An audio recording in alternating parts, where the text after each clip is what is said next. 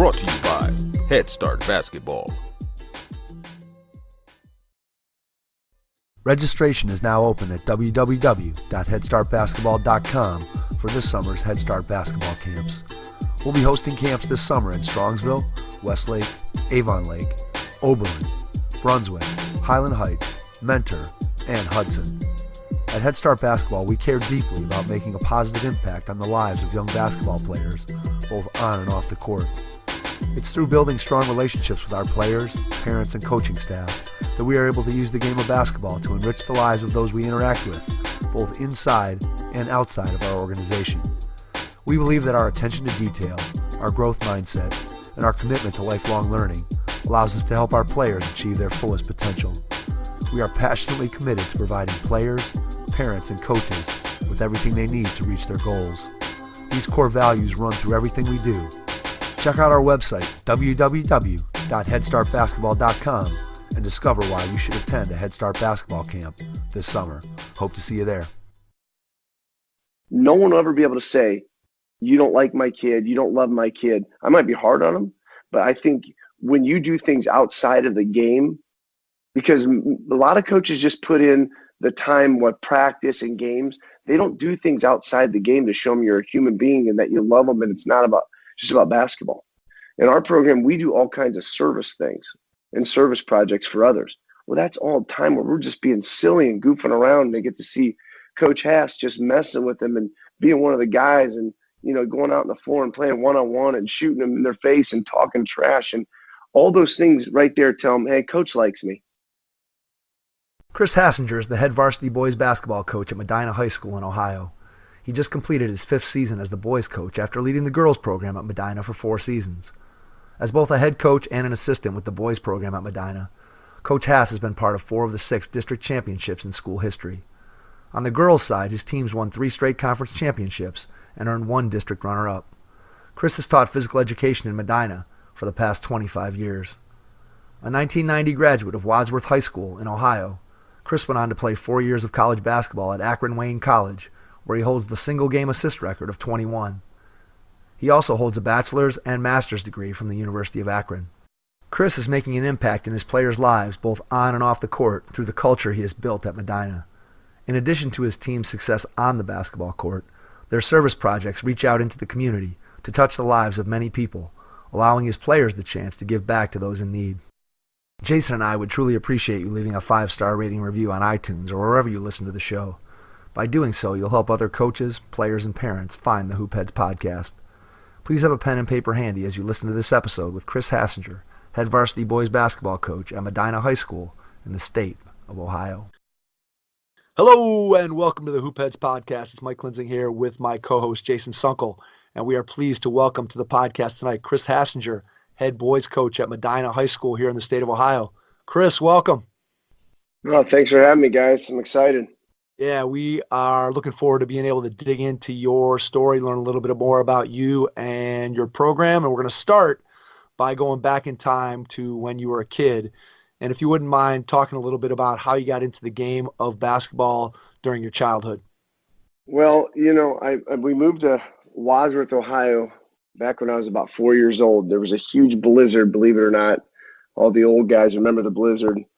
And it was a crazy time. We moved into a small town of Wadsworth. My dad was a state highway patrolman, and he was stationed at the Medina post. So we chose Wadsworth, Ohio, and we started getting involved in that program. And back in the 80s, early 80s, Dave Sladke was the coach, and he took a team to state.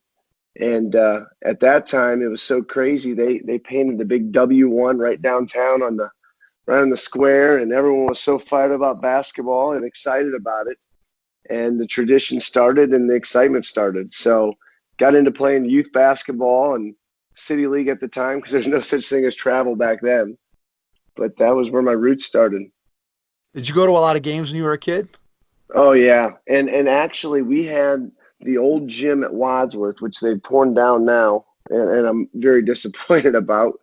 But they used to have the Cavs come in and play a preseason game. I think they played the Pacers one year, and it was unbelievable. And if I remember right, that's how we got our first breakaway hoops at Wadsworth High School, was when the Cavs came to play at our gym. Nice. You got to like that. Yeah, I remember Coach Sladkey well because when I was at Strongsville, we used to go to the team camp that Coach Sladkey had. And my head coach at Strongsville at the time was Bob Casey, who lived in Wadsworth. So we had some connection definitely down there. And I know that my first tournament when I was a kid, I believe I was in like fifth grade, maybe, we went down and played in a tournament in Wadsworth where they put together like a all-star team from the city league, and we went down and played in this tournament in Wadsworth. And so I have good memories and lots of times being down there, in Wadsworth. What was it about basketball when you first started playing that attracted you to it? What did you really love about the game? Well, I think just seeing guys that were pretty good at it. This sounds pretty sick and crazy, but I'll never forget Ken Niebuhr, and I can't remember where he went on to play, but he was part of that state finals team. He ran over our dog, and he had enough, kindness. Him and I can't remember who else it was. They came to our house. They went door to door to see whose poodle they ran over. And I'll never forget, they came to the door and they're like, "Hey, did you guys have a poodle?" And I'm like, "Yeah." And they go, "Hey, we just hit it." I yelled at my mom and dad, "Ken Niebuhr just hit our dog." I was so excited and jacked up about it. And then this is how crazy I am too. Billy Owenschlager, which is Dr. O now, was on that team, and he was one of the stars. And I told my wife, I said, plain and simple, that's our pediatrician. I don't care if the guy knows anything about medicine. And to this day, he's still our pediatrician because I get to talk a little hoops when I go in and take my kids in there. But he's our doctor. I mean, that's how much sports meant to us in Wadsworth. It was what held the community together, in my opinion. Did you play anything else besides? I know you played baseball, but just out on the playgrounds, did you play other sports besides basketball and baseball? Were you the guy that was playing everything, whatever the season was? Oh yeah, I played pee wee football, baseball. My dad always coached me. He didn't coach football, but baseball, basketball. Dad was always around coaching us, and all of our friends did. At that time, there wasn't really much else to do. And, we grew up with a gravel driveway with a little hill beside it that if you missed a shot and air ball, you're going down the hill. But you learn to dribble on gravel and run barefooted on gravel because we lived out in the country. How would you describe the difference between the way you and I grew up playing, which is more pickup games in the driveway, at a playground, just kind of with your friends, versus the way that the players you coach today grew up in the game with the travel system and AAU and that kind of thing? Just talk to me a little bit about the differences and your opinion about the two systems and how they develop players. Yeah, I think there's great parts to both. I mean, I'm jealous of kids. My son, who just graduated this year, he's so much more skilled and a better shooter than I ever was because there's just so many more advantages. I mean, we're in the gym all the time shooting, and the opportunities he has and the chance to play. Our opportunities were if your buddy came over, because I lived out in the country, or if you were invited in town to play, it was tough to get guys together. But on the other hand, Mike Sawyers, was a phenomenal player, one of the toughest guys I know growing up, we had to go over to Barberton to play in the parks. And it puts you in your pecking order because if you said anything, you get punched in the face, or you had to earn your way to get on the court. It wasn't like, hey, we won 2 games, so you're off now. You can only win 2 in a row. It was if you could win, which you put the best group together to win, you stayed in the court all day. And that's the part that drives me crazy about kids. I'll never forget when I first started coaching girls, and Devaney King, who is overseas right now. She's not playing, but she played 2 years overseas, and then she was working for Yao Ming's company. I took the girls program, and I'll never forget, she stopped in the middle of playing open gym because she knocked a girl down and put her hand down to help somebody up. And I yelled, "What are you doing?" Like Totally foreign, right? Yes. Like, growing up, you had to be tough. And I came into high school at 5'1". So I was a little guy. You had to have fight and toughness. And my parents brought that on mom and dad because they didn't have a lot growing up as kids. So they taught us that toughness. And, you had to be tough growing up. You had to be, because so many kids, it's the whole medal thing. Everybody gets a medal for everything. You just win at everything now. And I don't like that part of it, but I sure like the opportunities that kids are getting now. Yeah, I think the kids are much more skilled today. We've talked to a couple other high school coaches about the fact that, especially on the back end of a high school roster, that those kids, let's say players 6 through 12, are much more skilled than players back in the day where you or I played, where you might have had 2 or 3 football kids that were, players 10, 11, and 12 that really weren't skilled, but maybe they could come in and bounce some people around and grab a couple of Yeah. rebounds. Whereas now, every kid can handle the ball, every kid can shoot it, because to your point, there just is so many more opportunities for kids to be able to get out there and play. But I do think, and let me ask your opinion, do you think that it cuts down on the competitiveness of kids? Because I think that in the AAU system, where you play a game and then you got to sit for an hour and then another game's coming regardless of whether you won or lost, to me that doesn't do the same for a kid's competitiveness that the playground did, where like what you described, where if you lose, you might sit for an hour, or heck, you might have to go home if there was, that many teams waiting. And I think that's one of the things that when I think about the system today, that's what bothers me more than anything else. Would you agree with that? 100%. The good example is our St. Ed's game. I was trying to tell our kids that this is going to be, it was the district semis, and we knew how good St. Ed's was. And I kept saying, you guys don't understand. This is a completely different scenario than you've had any other time this year. We finished the season beating Shaker and Menor back to back. That's never happened in our school history. And our kids were all jacked up and excited about it. But really, there was no consequence if we had lost either one of those games. And multiple kids, especially our younger kids that have played minutes in that game, have come up to me already and said, man, coach, that was completely different than anything I've ever been a part of. And it goes to what you're just saying there. There's no consequences for losing. They're just not. Yeah, I think that. Go ahead. Well, I was just going to say, when you were talking about the back end of the bench too, is the one bad thing about it is with kids being pretty good and having a lot of opportunities, there's a false sense of being good, I think, as players, because you can go play in the worst AAU team and play in a terrible AAU tournament. And for example, my son's 6th grade team, we played in an awful tournament this weekend. We finished 2nd. And, if it was an above average tournament, we wouldn't even made it to the championship game. So you have all these parents with a little bit of false sense of reality thinking their kids are really, really good. Where in the old days, I was 7th man. We had 6 kids that were really good at Wadsworth my senior year. I knew I was 7, 8, or 9, depending on what coach needed. Never once did my parents even say anything about Coach Sladke and not playing me, because it was pretty evident who was good and who was bad. Now with all these people having opportunities to play along the way, I think sometimes it gets them a false sense of, hey, my kid's pretty good, and it ends up being some headaches for coaches. I completely agree. So I talked to you before the podcast that, my team won their semifinals game tonight, and I have 12 guys on my team, okay?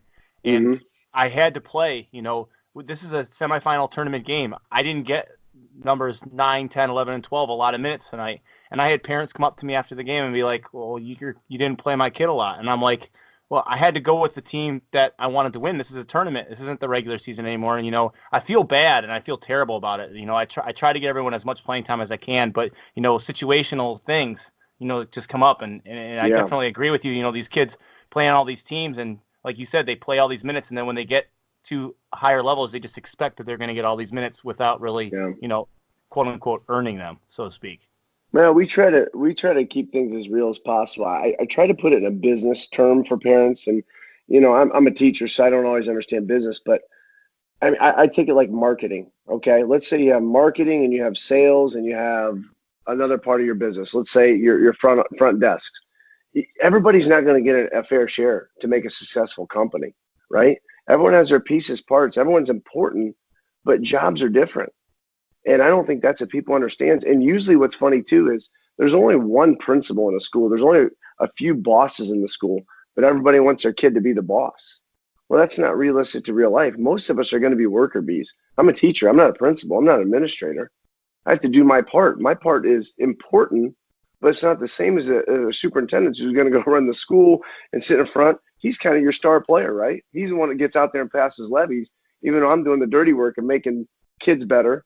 Just like guys are doing that just as practice players for us. Zeke Martin, played football in Illinois. He played probably 10 minutes the whole year behind John Teskey, who's at Michigan. Zeke Martin comes back and sees me every day because his parents didn't say squat to me about Zeke's playing time. But people don't realize what he did for John Teskey because he was 6'6", 300 pounds, beating the crud out of John every day in practice. And Zeke still comes back and bangs on our kids sometimes. But those are the kids, in my opinion, are going to be successful in life and like understand the role of everybody has importance. It's just not equal and fair for everybody in real life. It's not going to be. And I think you're setting your kids up for failure if you think that you're going to be equal and fair when you get in the real world. I agree with you 100%. But let me ask you two questions related to that. How do you get, first of all, the kids, which is probably the most important thing, how do you get the kids who have a role other than maybe the one that they really want and they're not the boss? How do you get the kids to buy into their role? And then two, how do you communicate that role to the parent, either preemptively before it becomes obvious that the kid's not going to play, or if it gets to a situation where the parent expects the kids to play and they don't? How do you communicate with both the players and the parents in terms of their role and what that's going to be? The number one word in our program is relationships. We're even getting it down to our youth program. So if you walk up to any kid and go, "What's life about?" they're going to tell you relationships. And I don't care how that carries over, whether it's a relationship with your wife. You think about why marriages fail, bad relationship. Why do kids not like their parents? Relationship. If you're a Christian, Muslim, whatever it is, it's a relationship with your God. That's the most important. Relationships is the most important in life, in my opinion. So in my opinion, for coaching, it's the relationships I built with kids. It's why I talked to Patrick Baraducci, who lives in New York, that played for me at AI Root Middle School 24 years ago. Those kids have to know they have value and that you love them. And it's a goofy word I think for men to say sometimes, especially in our generation, Mike, that you love somebody. Yeah. But we use that word a lot. We do in our program, that you love. I mean, I bet you every kid after I hugged him after our game against Eds said, "I love you, coach." And that's an odd thing for a lot of basketball. And we said it in the girls program too. A grown man with girls saying they love it. It's odd for a lot of people. But when kids know you love them and when parents know you love them, I always say you can disagree. When I watch film, I think I stink as a coach. We're not going to disagree on that. We're not going to disagree on that. But no one will ever be able to say, "You don't like my kid. You don't love my kid." I might be hard on them, but I think when you do things outside of the game, because a lot of coaches just put in the time with practice and games. They don't do things outside the game to show them you're a human being and that you love them and it's not just about basketball. In our program, we do all kinds of service things and service projects for others. Well, that's all time where we're just being silly and goofing around. And they get to see Coach Hass just messing with them and being one of the guys and, going out on the floor and playing one-on-one and shooting them in their face and talking trash. And all those things right there tell them, "Hey, coach likes me." And that's really important. But then to also show value. I mean, Zeke Martin's a good example. When you're watching film, you got to throw guys like that a bone and say, Zeke was in. Look at this checkout in the district finals against Jackson when we beat them. My first year coaching boys. Look what Zeke did. He played literally 5 seconds for a checkout free throw. So did another kid by the name of Ryan. Those guys came in, and my staff thought I was nuts putting them in. It was the district finals against Jackson, and I put both those guys in the first half. Zeke might even play in the second half for 5 seconds. But that value right there, and I always tell parents, you're going to look at me sometimes and go, "Why is he subbing?" I said, it's not always for what the team needs. Sometimes it's for what the kid needs. And we get caught up in playing kids sometimes. I don't care if I win during the season. I'm too old to worry about my record. But if I know Jimmy needs to play right now because he's having a tough time at home and I'm the only thing he's got going for him, well, guess what? That I just built a huge relationship with that kid. So he's going to run through a wall for me and his teammates because that's the most important thing in his life. Yeah, in the long run. I think in the long run, you're right on. Go ahead. I was just say it's about the relationship. Relationships, if you have a good relationships with kids and people, you're going to get away with a lot more when it comes to playing time. Yeah, I agree. I think that when you go ahead and take the time to invest in your kids, as you described, off the floor with service projects or just team activities, and then also I would imagine that just as you described, the conversations that you're having with kids on the practice floor or after practice or in the locker room, or just being able to go out and mess around and shoot with them and those kinds of things really make a difference in building that relationship. And then when it's time to get tough on a kid, the kid realizes you're coming from a place of love as opposed to a place of, man, coach is on me. He doesn't, he doesn't care about me. And I think, I mean, I know I can speak for myself that I've been in situations like that where coach gets on you and you don't have the same relationship. And then you kind of do feel like as a player, man, coach is picking on me. Why is he doing this? And, as opposed to the coach that you knew cared about you, you're like, okay, I see where this guy's coming from. I know why he wants me to do X, Y, or Z. He's trying to make me a better player. So let me get after it and make sure I'm doing that. So I think that what you've described is basically the ideal player-coach relationship. If anybody is out there looking for that, I think what you've just described is it in a nutshell. Well, and you know what? Keith Soy, who was a mentor of mine, he first hired me 25 years ago to be his middle school coach. He always says 9-1. And trust me, I'm not a 9-1 guy. I'm a screamer yeller. I'm intense. I'm crazy. I want to fight you when we're on the floor after the game's over. Hey, have a great day. Love you. See ya. But Keith always said 9-1, 9 positives to 1 negative. I'm about a 6-4, but I do keep I like it your pretty honesty. positive. Yeah, like if I rip a kid the next day or even sometimes after the game, we're talking, just saying, hey, here's what I saw. Here's what you did well. And you got to build up. You can't always be a ripper. But I think people in the public eye that don't see me behind the scenes don't understand that. Now the kids understand it. That's why we don't have a lot of problems at Medina, and we've had a lot of success because they do know that coach loves him and's got his back and going to get him to go play college and beyond that, just have the relationships and friendships. And I think that's the most important. Let's jump backwards to when you were playing and think about the beginning of your coaching career. Did you know from the time that, let's say, you were playing in high school or playing in college, did you know that you always wanted to be a coach, or was that something that you were like, maybe, I'll get into it? Or how did it come to be that you got into coaching? Well, first of all, I'm not even a coach if Dave Sladkey at Wadsworth doesn't take a chance on me. So I come into high school 5'1", little guy. I was really athletic, but little. And I was a really good baseball player because my dad knew a lot about baseball. And I didn't play my sophomore, junior year. I didn't even try out. And we had an intramural program at Wadsworth, which I played. Well, puberty set in. I got 3 or 4 hairs on my chin. And I was ended up being about 6 foot by the time I was a senior. And I try out for the team. And, I hadn't played in 2 years. And Coach Sladkey took a chance on me because I was a hustler. I mean, I took charges, dove on the floor. I was like Larry Bird without the skill, slamming my face on the ground, and coach kept me. And, I look back at that, and that's where I have a soft spot for seniors. I get so much crap from parents. Why are you keeping that kid? He'll never play. You know why? Because it changed my life. I mean, I think about the kids, how many kids I've been able to affect. And I'm like, man, just because one guy took a chance on a terrible basketball player in high school, that's nuts. And, I was going to go play college baseball, and my best friend, Jason Simmons, whose son plays at Wadsworth now, says, hey, let's go down to Wayne College, branch of Akron, and play. I'm like, nah, I'm going to play college baseball. And I was a mama's boy, and I didn't want to leave home. And I'm like, okay, well, we did it.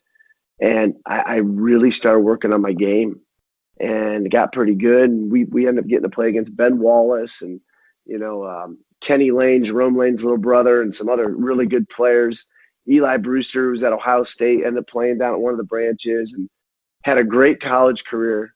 And I became a really good player. And then I'm playing old man basketball at Garfield Elementary in Medina my first year. And like I said, I was pretty good at that time. And Pat O'Brien, middle school coach, has his wife come seek me out who taught at the school. That kid's pretty good. Can you see if he'll come help me? That's so funny. I volunteered and helped at Claggett Middle School. And the next year I got the AI Root Middle School job, went 2-13, one of my 3 losing seasons in my history of coaching. And I had no clue what I was doing. Absolutely no clue. But man, it was, I just think about the opportunities from other people that I got that, man, it wasn't anything that I did. It was all other people making impacts in my life. Relationships. Yep, it truly is. So that first year or two, obviously you're, still getting your feet wet, but what did you love about the process of coaching that made you want to stick with it? Well, I'm ultra competitive. I don't care what it is.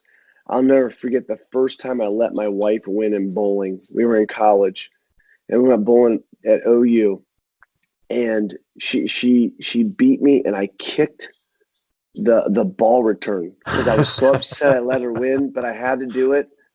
But I am ultra competitive. I don't care what it is. I've tripped my kids going up the steps to race to see who's the first one up the bed. I mean, you name it. My dad and I used to, no lie, when I was in college, we would shovel the driveway and play in gloves. And whoever got closest to this little hill, when we moved in town, we had a black top driveway. Whoever got closest to the hill for the loose ball, you'd get pushed down the hill in the snow. I mean, it was just in our blood, like church league fights, softball fights. I mean, we were the epitome of competitiveness, and that's what I love about basketball. I love the opportunity to win and lose. I just love it. So what would you say in that first year or two was your biggest challenge, or put another way, what were you worst at in those first couple of years? Oh, man, just understanding the game. It's hard. Like, I think about all these parents that say, your middle school coaches are terrible. I still have people say our middle school coaches got to get better. I have Adrian Stockman, who played at Winthrop. I have Jody Peters, one of the best coaches in Medina County history. Brett Smith, who I'm not sure if you can ask for a better middle school guy. And Ben Stobbs, who's been a high school baseball coach. I mean, we have guys that know what they're doing, do what our system. It's a hard job. And Jason, you probably can attest to this.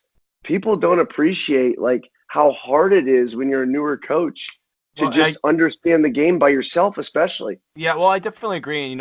I was blessed to kind of, I started coaching with girls coaches, and I coach in Homestead Falls, so I kind of got started with the girls program. And I actually coach both girls and boys now, so I'm kind of entrenched a little bit with lots of time being spent. But I got to learn under some great Matt Fulton. I don't know if you know him, but he coached girls at Homestead Falls, and now he actually he's not coaching at all anymore. But my first 2 years he was coaching. He stepped out of coaching varsity and coaching middle school. But I learned so much from him in my first few years, and that was so beneficial to just work with him. And one of his players is actually one of the other coaches, and I learned a lot from her because she learned everything from him when she played for him.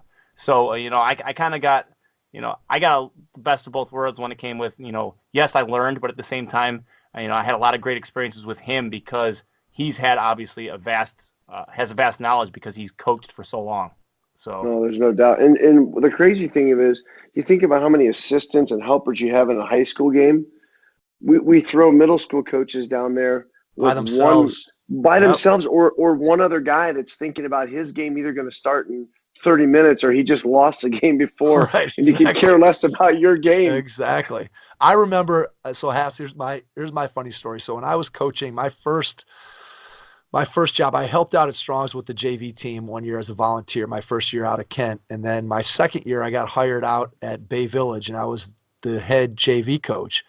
And I remember going out there and coaching and just trying to watch stuff and just being overwhelmed by the number of mistakes that were being made, and then me trying to figure out what do I possibly say and how do I say it and how do I stop the play and actually have us play, because I was just observing so many things. I'm like, I have no idea, like, what should I be stopping, what should I not be stopping, how do I get any kind of flow to practice.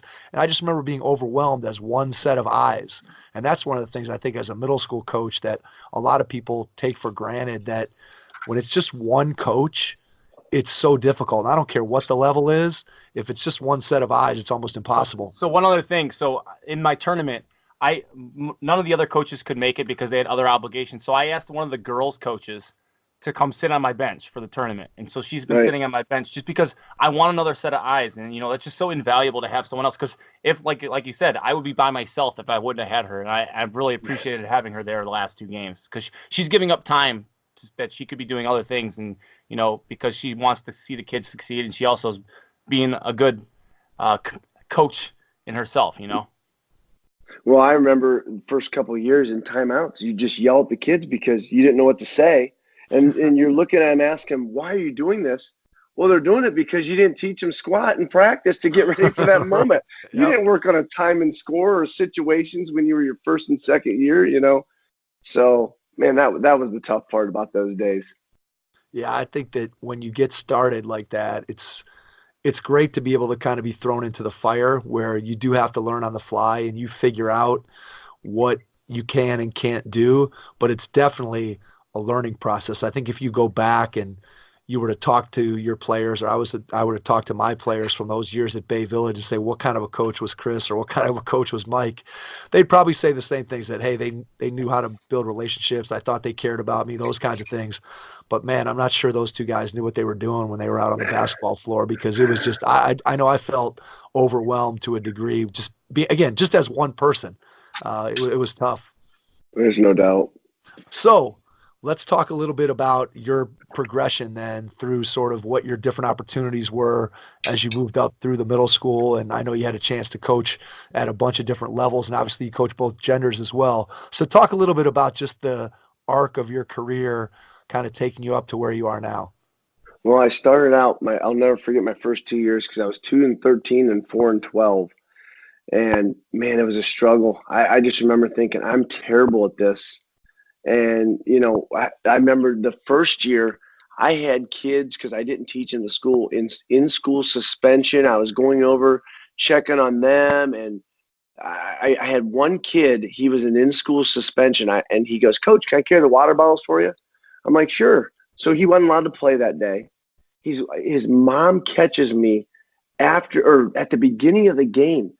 I can't believe you're having my kid be punished by carrying the water bottle. And I thought, oh my goodness. And eventually she calmed down after she found out. He asked if he could carry the water bottles. But I just remember those first 2 years just being so overwhelmed. And then I moved over to our other middle school in Medina, and we started having some success. And we went, and I think we lost 1 or 2 games, and had a really good team who ended up being part of the team that I was able to be part of in 2000 when we went beat Eds in the regionals or district finals. But, Jody Peters had come in, and I think I had coached 4 years of middle school. And Jody interviewed me, and he knew I had a lot of energy, a lot of passion. He said, you want to be my JV coach? I'm like, sure, I don't know what I'm doing, but I'd love to do that. And I knew he had been, a really good player at Medina and at Grove City, and he had a good resume behind him. So he brought on a guy. Jody was at Kent with me. Yeah, that's right. He was he a grad assistant? Yeah, then? he was grad assistant. Yeah, grad assistant for 2 years with me. So great but guy. He came in and he brought in another guy by the name of David Nagan, who was out at Buckeye at the time. And those two guys. David was the manager at Kent. Oh man. Yes, he was. Wow, he was. And those 2 guys, when I would sit in a room with them my first year coaching JV, I just remember thinking, I literally don't know anything about basketball. Like they just talked. And the fun thing about coaching with those guys too is we would go to Denny's, and I'm not exaggerating, we would talk about ball screen defense for an hour. How we're going to defend ball screen defense. How are we going to defend the post? Should we half man? Should we 3/4? Should we front? Should we play behind and wall up? Like literally for hours.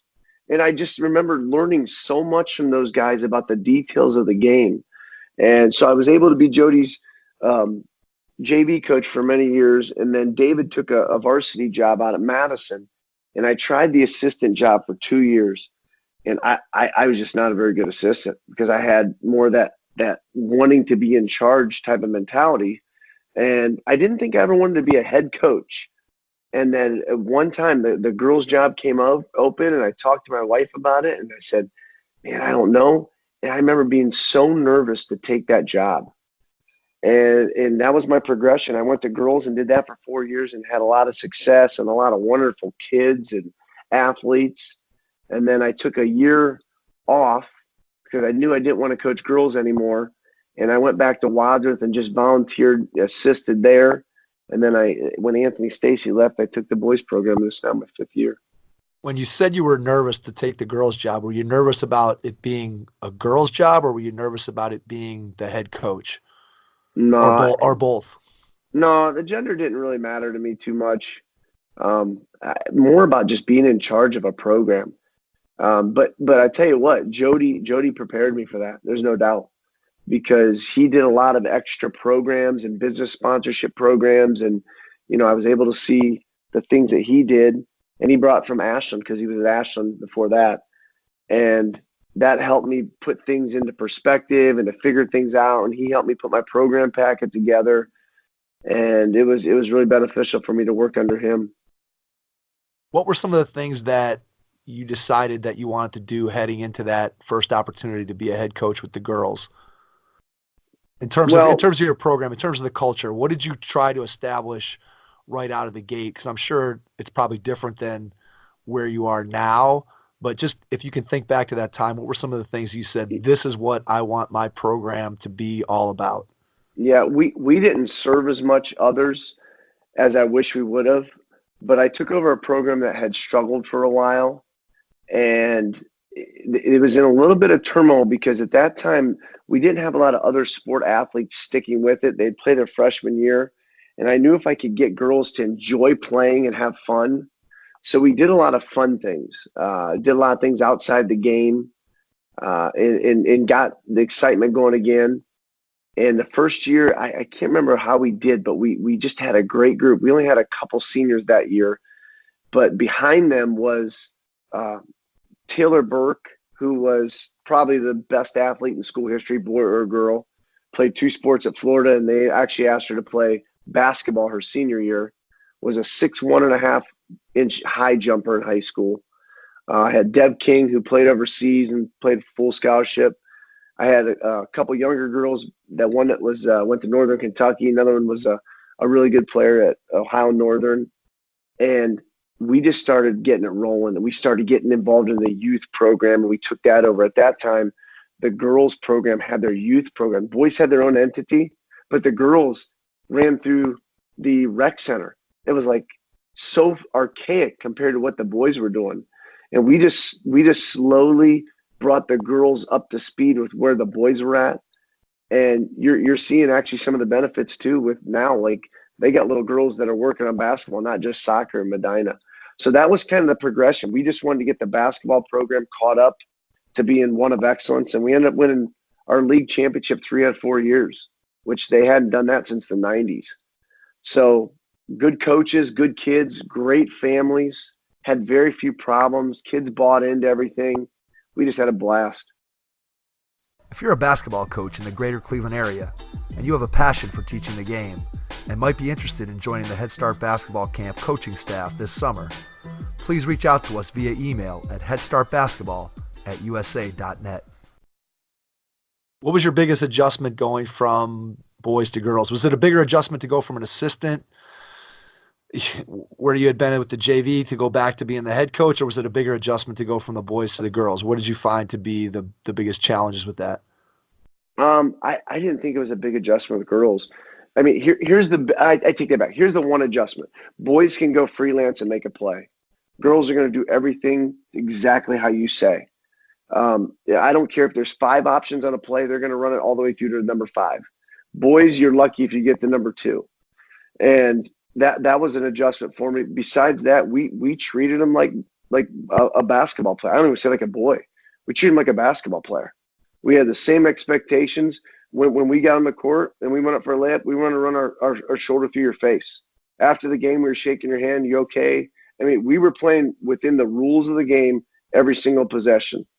And we set that tone from the first open gym when I made them all run. When Devaney King helped the girl up, I said, we don't help our opponent up. I said, if her arm is broken, she's bleeding from her face, and you want to go and make sure she's okay, that's a completely different story. If you're doing something within the rules of the game and a girl trips, you better keep playing. And from that point on, we had warriors. I'm telling you, we had warriors. And yeah, I think that's girls step up to that step up to the plate if that's the way that you present it. I think you're 100% right on that. Yeah, I have a tough time, especially since I have two daughters, saying you coach them like girls or coach them like boys. I don't know. Do we do that in the workplace? Do we go, oh, you're going to work like a girl today and not a boy? You know what I mean? Why do we do that in basketball? They're different. My wife's more focused and not as ADD as me. I'm sure she'd be a great employee, but there's things that I do well too, that because I can bounce from thing to thing to thing. So I don't know. I don't get caught up on the gender so much. Yeah, I think it's been interesting. Like I've coached my son's team with seventh grade and then my daughter's ninth grade team, and we've practiced them together during spring AAU season for, we have one practice separate a week and then one practice together. And so it's always interesting when you kind of throw the two genders together and let them go at it. And there's just enough, of an age difference that they can still, the girls are a little bit bigger, a little bit taller, and can still kind of, get after the boys. And so I think it's good for both. It's good for both sets of teams to kind of see the other side of it. So that's been a lot of fun. And to your point, I don't think that there's a huge difference. The one difference that, at least in my experience, that I've found is that girls, again, if you have the right mix, that they bond together maybe a little bit faster than the boys do, at least in my experience. And the boys, it takes a little bit more work. You've got to really work on that communication piece and getting them together and making them do things that get them to communicate, because boys tend to not want to communicate, whereas girls tend to sometimes, at least in my experience, over communicate when they're off the floor, maybe not when they're on the floor, but and again, it depends on the mix, and it could obviously be different teams, but that's at least my experience, what I've found. And when I took the girls job over, I went and met with who I thought were really successful girls coaches, and I just sat and talked to them and would pick ideas about them. And like Denny Schrock was a good one for me that I talked to him about some things that he was doing. I talked to Scott Callahan. Scott Callahan gave me one of the best tips ever for coaching girls. He said, girls have to have a social time.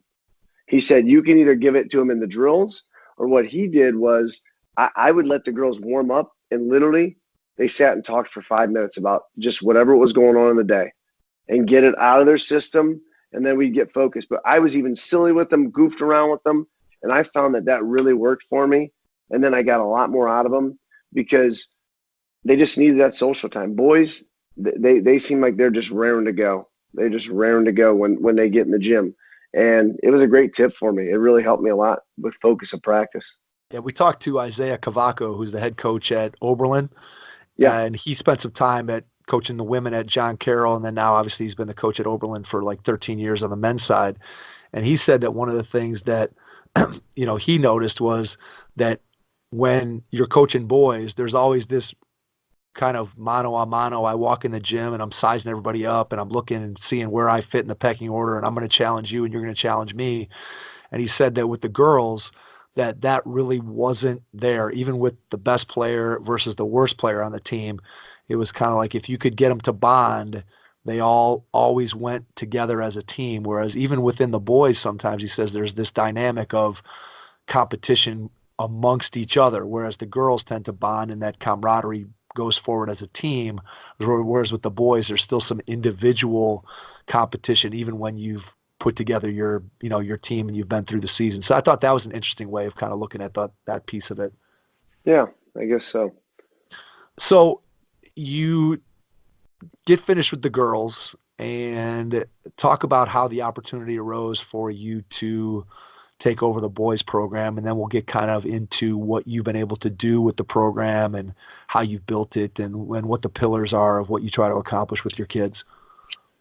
Well, I mean, at the time when I was coaching girls, and I knew I was done coaching girls. I kind of accomplished what I could accomplish, and the tough part about Medina is soccer is the number one sport there, and it's just tough because, and now Karen's done a great job getting some of those athletes out, and actually some of them quit soccer to play basketball. But it just became frustrating because I always want to keep getting better and growing, and I felt the program was kind of as far as I could move it ahead. And Anthony was the coach, and I would kind of watch some of the games there and saw some of the talent coming up. But I just still had a hunger to get back in it. And once again, I was nervous as heck to take the program over. I talked to my wife about it, and she said, go for it. And they gave me the opportunity. And man, I tell you what, that was a tough takeover because, to be honest with you, we weren't very good. We had Teskey, but he was not very good. He was weak and soft. And, our skill player, we didn't have very many skilled players. You had a few kids that could do things. So I think I remember my first game was that I can remember was at Brunswick. Michigan's there watching Teskey, and he has 3 points and 3 rebounds, and we get beat by like 25. And I was freaking out a little bit because in girls basketball, you can help one pass away, and it doesn't hurt you. Go do that against Brunswick and see what happens. And man, here was this guy that's been coaching for 19 years, 20 years, thinking he knows a lot about the game, but just the adjustment of going from girls to boys in that part of the skill part, I was in over my head and started to freak out a little bit. But we made some quick adjustments and ended up having some success that year. But what a transformation. I tell you, going from being middle school or a JV coach 5 years before that to taking over our program at one of the biggest schools in Ohio was crazy. So what's the biggest difference from where you were on that first day you took the job to where you are now, as far as you understanding what's necessary and then how you transfer that to your kids? Well, first of all, I have a vision now. I know what our program wants to look like. I know the type of kids we get at Medina. We don't get a lot of move-ins. We just don't. I mean, Anthony was able to get a move-in, but he was a Division I move-in. We don't have that happen anymore. And so we have what we are. And I think we've got our vision now of how we're going to play at Medina. And we adjust year to year depending on personnel. But that's been the biggest thing for us to have success. And going forward, we're going to change. I mean, we have different type of kids coming in right now. We got a lot of depth and a lot of really good basketball players coming in that are hungry. So it's even going to change more as we go along. And it's just been that vision of having where we were 4 years ago to where we are, or 5 years ago to where we are now. It doesn't even look the same. What's the vision in terms of style of play, type of player? What exactly are you talking about when you say vision for what you want your program to be? Well, if anybody knows me as a player, I'm hard-nosed and tough, and I love defense. No, trust me, I'll shoot the ball every time you give it to me, but it may not go in. But I've always been a really good hustler and just a defensive-minded kid. And the first year, the thing that saved us is I had tough seniors. I told you I had Zeke and Tyler King and Zach Bennett and Evan Schreck. And these guys, they were just okay. I mean, they weren't great basketball players, but they were tough. And I still don't know how we did it that year, beating I think it was a 1, 2, and 3 seed in a super district.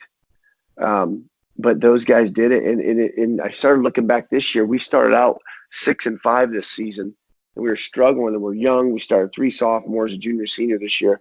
I'm like, man, what are we doing? And I started going back we started pressing this year and running up and down 100 mile an hour. And I'm like, we're not playing any defense. So we went back and watched film of that first year, and I looked at those gritty, tough kids, and I said, that's us, man. That's our identity at Medina. We're just tougher than other people. And I looked at those seniors that first year and what they were able to accomplish by just playing defense and just being tough and smart. And we got really smart basketball, smart kids in Medina. So I think that's been our identity, and I think that'll be our identity going forward. In your opinion, can toughness be something that the kids, do they bring that with them to the program? In other words, is the program attracting those types of kids, or is it partly what you're doing within your program, within your practices, within your off season to develop that toughness in kids? I'm sure it's some combination of both, but is there things that you do within your program to instill and encourage that type of toughness that you're looking for from your kids? There's no doubt. I mean, part of it's you're born with some of that toughness. Let's be honest. I mean, All kids have different attributes, but it can be taught. I hate when people go, "Oh, you can't teach a kid this." You can teach a kid anything they want to learn. And be honest with you, you'll get weeded out in our program if you're not tough. I mean, and tough means a lot of different things. People think it as physical. It's just as much mental toughness. There's a lot of tough kids that can't mentally get through what we ask kids to do at Medina. You know, Jackson Sartain and Doug Sartain, they make 40 to 50,000 threes. Not shoot, make in the summer. That's freakish. So and that's toughness. That's toughness. If you want to be a shooter in our program, you got to put a lot of time in. And like my son, he's an average player. Last year he shot 44% from three because of toughness, of putting a lot of time in. And this year, Tavion Gauthier, 41% from three. Toughness because he finally put time into the program. And last year he didn't play much. But guys like that are learning in our program, and now they're fighting. And we have a lot of kids quit, let's be honest, because they're not tough. And they're football players. So when I say toughness, I don't mean physical, big, roly-poly tough guys. I mean tough enough to be what we think is excellent in our program. So I think that stuff can be learned. I absolutely do. And some kids are going to commit. We have tough kids that barely get on the court. Dan Terrian this year, senior. He's a tough kid. You know why?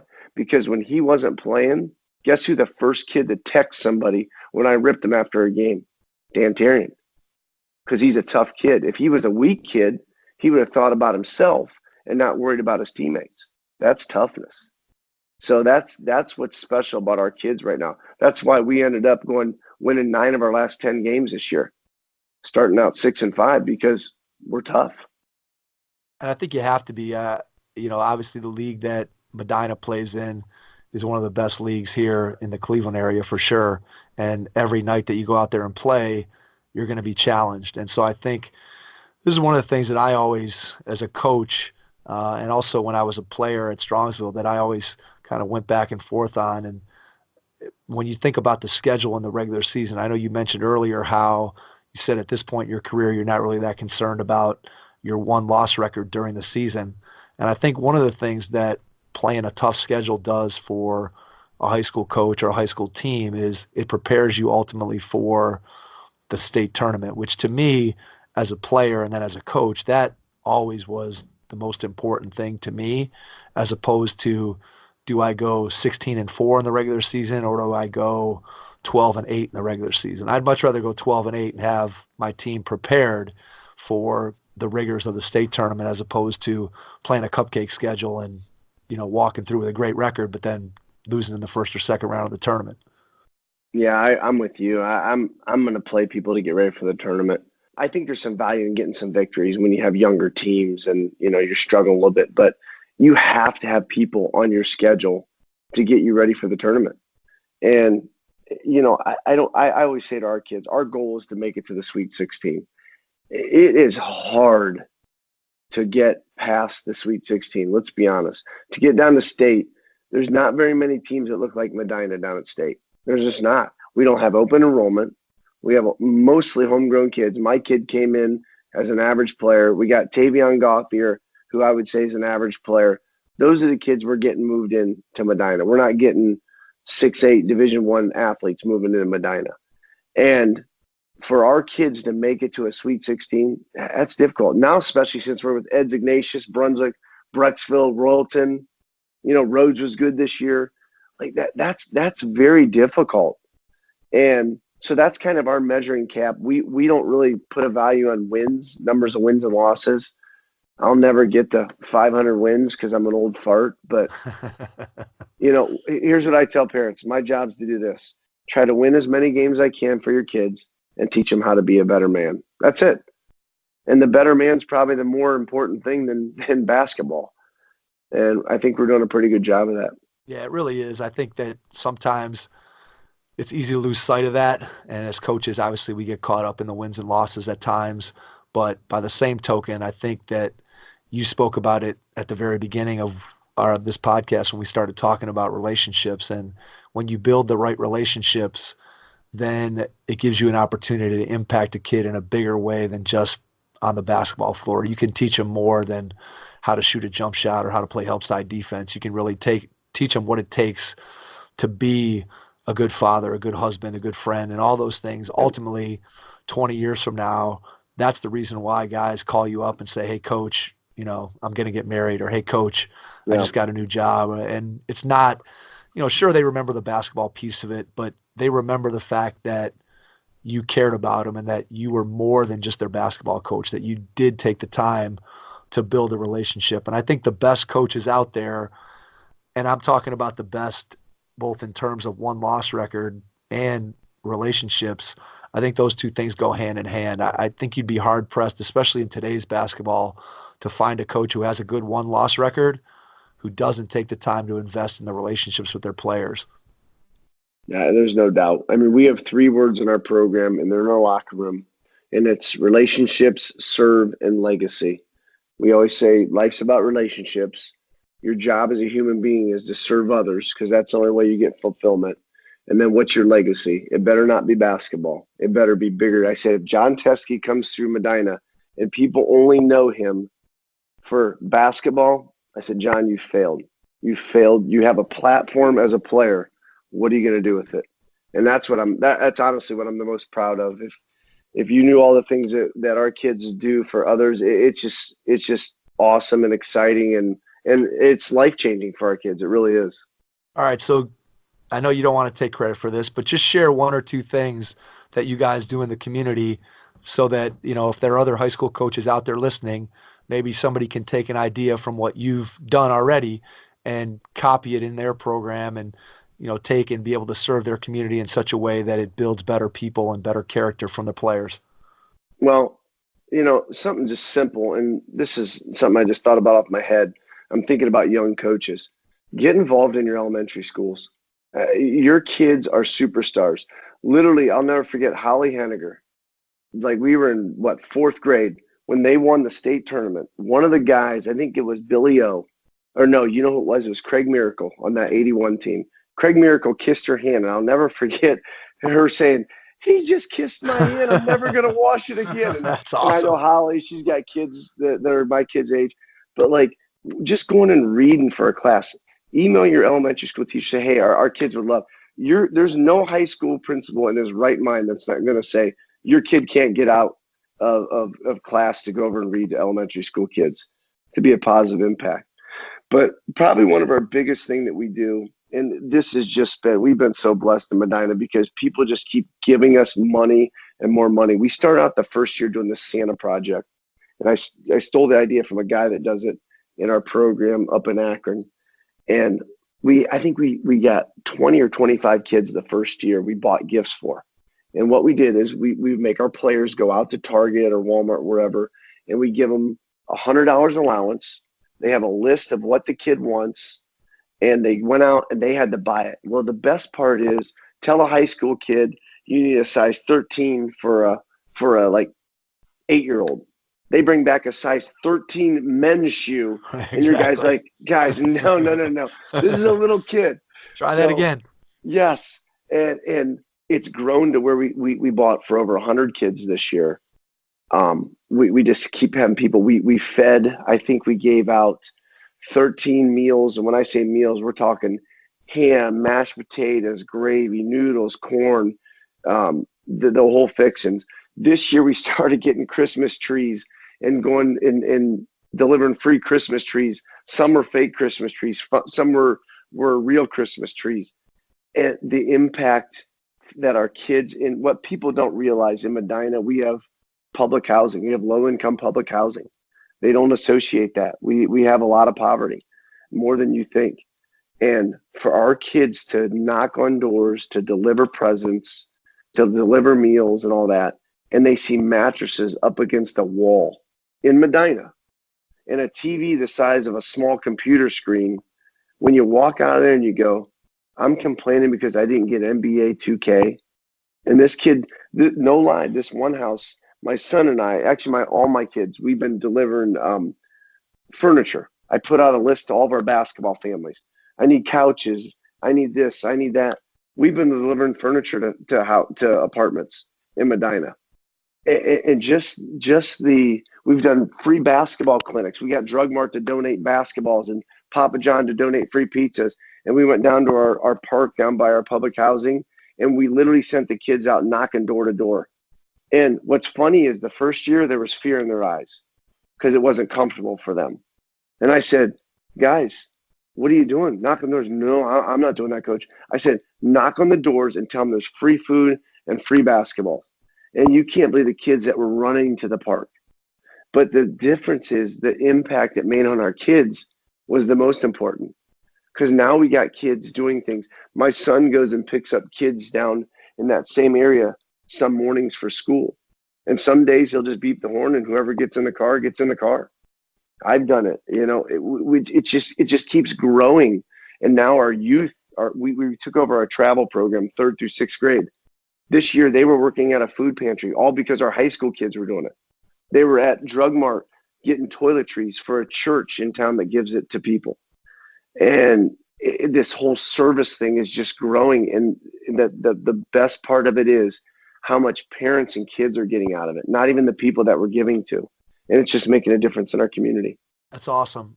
There's 2 benefits there, and you said them both. And one is obviously it has an impact on the people that you're helping. I mean, I think there's no question that obviously that is the reason why we start out with the intention of doing things in the community where we want to help people with, again, whatever it is, whether it's a free basketball clinic, whether it's a meal, whether it's furniture.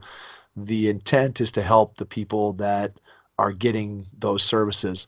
But ultimately, I think you're making this point very, very well, is not only does it benefit the people who are getting those things, but it also helps the people who are doing the service and providing those items for people who are in need, because it just opens their eyes to what's out there in the world, and just the fact that their own situation maybe isn't as difficult as they thought.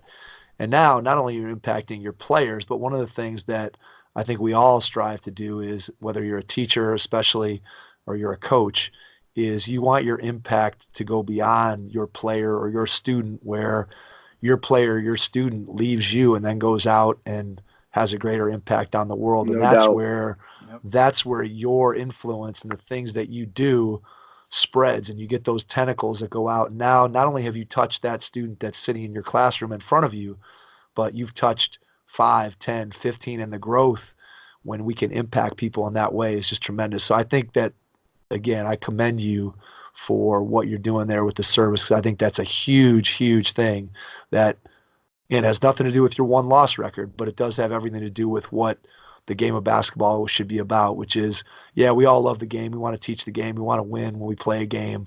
But ultimately, the game is a vehicle to make our society and our kids better.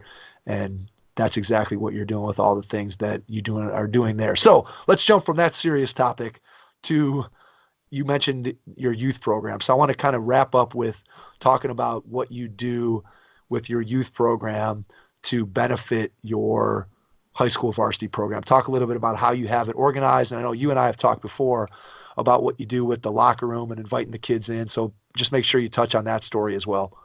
Yeah, well, I'm a little bit of a control freak. You know that. So we've taken over our youth program, and we've been really fortunate because it was started. I think Ken Kaminsky started it years ago. And then recently I've had a guy by the name of Ken Johnson that's ran it for about the last 6 years. And we just finally said, hey, we want it to be an extension of us. And our school system allows us to use the gyms because it's run through us. And so we save the travel programs. I know the girls, when I got that, they weren't even practicing in the schools. They were practicing at the rec center. So we've made that connection between the schools. And my personal opinion is, when you have youth sports involved, that's how you pass the levies. That's how you get people excited about school systems, because they feel part of it. You want that connection. And so we've been able to bring them in, and we're at the point now where we literally interview all of our coaches. We bring them right in front of our staff. We find out what they know about basketball. We make sure they're good for kids. And we question them like we would in an interview, about 3 or 4 questions. We do coaches clinics for our youth coaches and middle school coaches. We have every youth kid will play on our court at a basketball game. I remember doing that when I was growing up, and it just meant so much to me as a little kid. And then afterwards, we're pretty fortunate. We have a basketball team room with computers and TVs and Xbox and trophies and couches and a bar to eat at and you name it. I mean, it's like a college team room. We get the kids in there and show them what it's about if you want to work hard and commit to our program. And then we take them in the locker room too as well for pregame talks. And we even had a kindergarten for the tournament game. This is how nuts I am. I let a kindergarten team come in because I'm thinking, I know I'll probably never coach those kids. They'll be retired or dead by then. But what an experience for a little kid that's in kindergarten or first grade to come in and see a pregame talk for the tournament.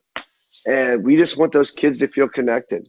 And we want to know their names and we want them to be part of it. We want our kids to thank them for coming and give them 5 and just be special to them. Just like those kids were for me when I was a little kid. Hopefully someday one of our kids will be a doctor and they'll want to go to that doctor. But we want as much connection as we can. This is the first year we've taken our youth program and we had a fundraiser and we're going to start doing more things. We're working out this year. We worked out at Hoop Guru, which I know a couple other programs are doing, and shooting on their machines. And we're talking about buying our own machines now to do some of that stuff in-house. But we just keep growing it and growing it and growing it because we have a shirt that we purchase for each year for our 3rd grade through 6 or through varsity. So every kid has the same shirt in our program.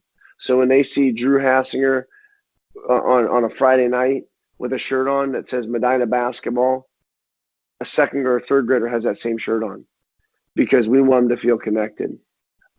It's just very, very important. And I go watch every kid play at least one game, and it's taxing because I have 4 kids of my own and a wife, and they're unbelievable. But I see every kid in our program from 3rd all the way to varsity play at least one game throughout the year.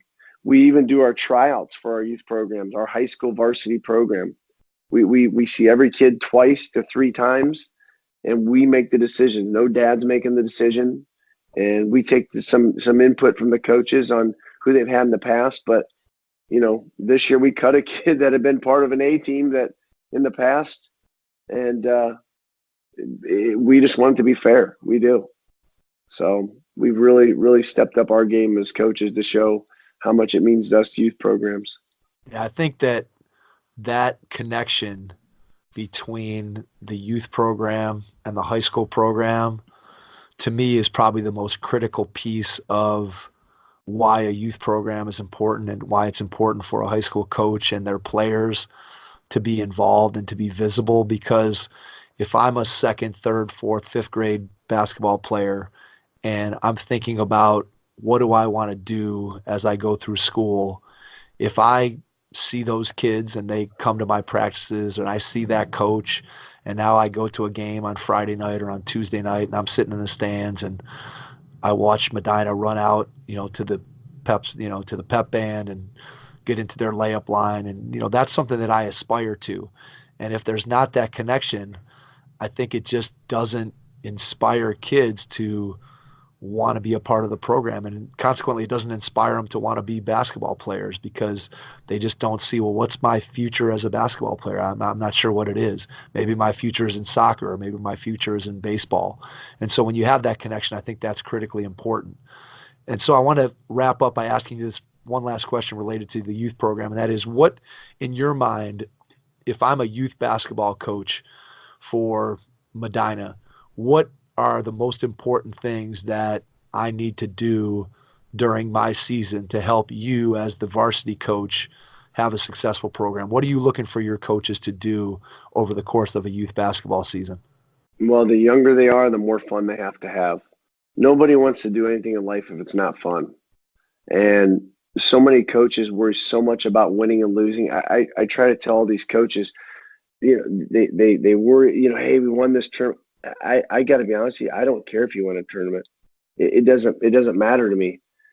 And I just wanted to teach the foundations of our program. We have 9 non-negotiables, and they're 4 offense, 4 defense, and the 9th one is promote the program.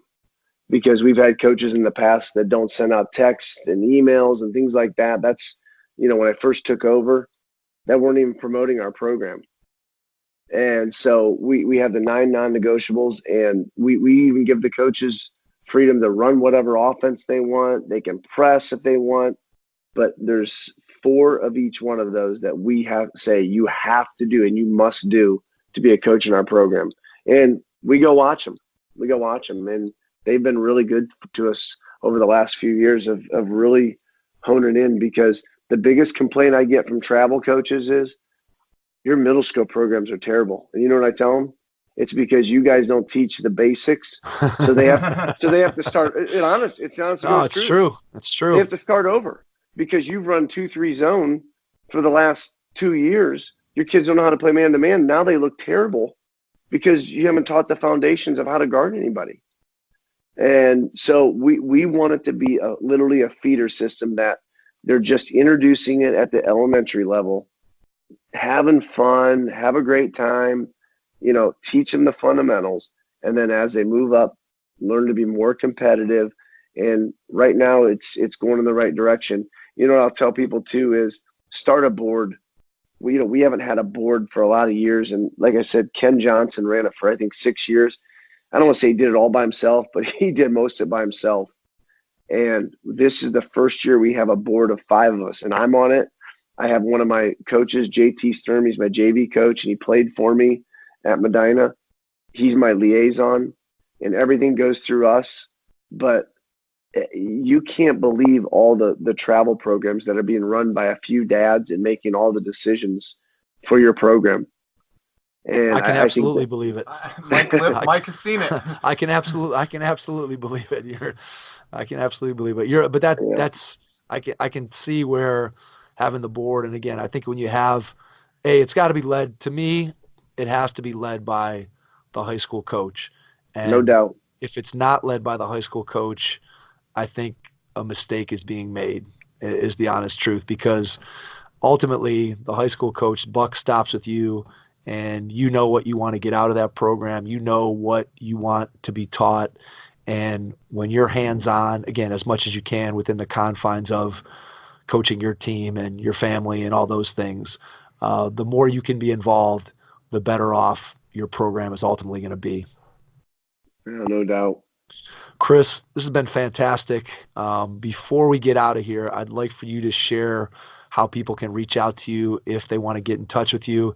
And then if there's anything that we didn't touch on, if you want to share something else, please go ahead and do that now, and then we'll wrap things up. First of all, this is an awesome thing. I mean, for an old guy like me, just to have, I'm a basketball junkie, and I take my staff all the time to different Division I colleges, and I've been fortunate to have some great connections. But most coaches, if you call a Division I programs, they'll let you come out and watch. I know Cleveland State's great about it. We've been everywhere from Notre Dame to Purdue to Ohio State, Michigan, Maryland. And I think that's the way you grow as a coach. As soon as you think you know a lot, you're not very good. And I would say as young coaches, get out and learn from everybody. And one person that I learned a lot from was Pat Summitt, her book. And what she did was she hired someone that she thought was a better coach than her.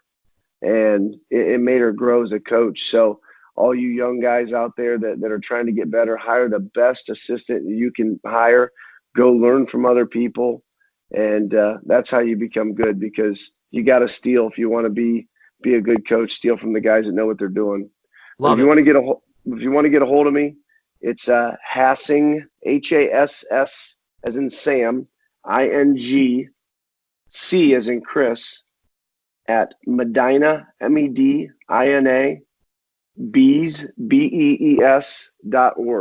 So if you go on Medina High School's website, I teach physical education there. You can look up my email if you didn't get that. But what an awesome format. And you know what? You guys probably spend a lot of time away from your families too, and I appreciate that. Yeah, we love it. It's been a lot of fun for us to be able to do this, and we'll throw your email into the show notes. So for people who are listening, you can check the Hoopheads Pod website, and all that information will be on there that Chris just shared.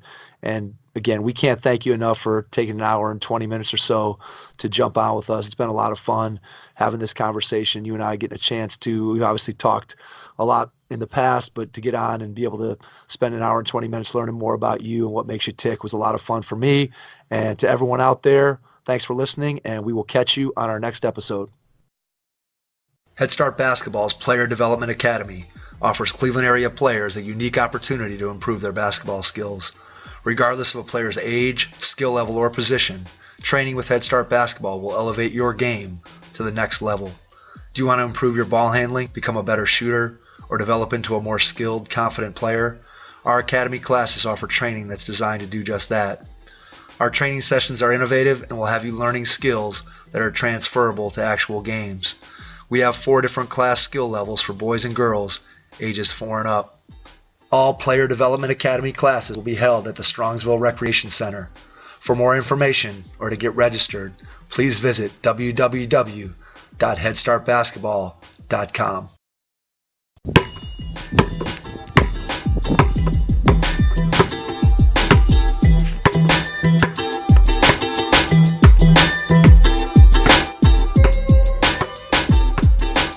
The Hoop Heads Podcast is brought to you by Head Start Basketball.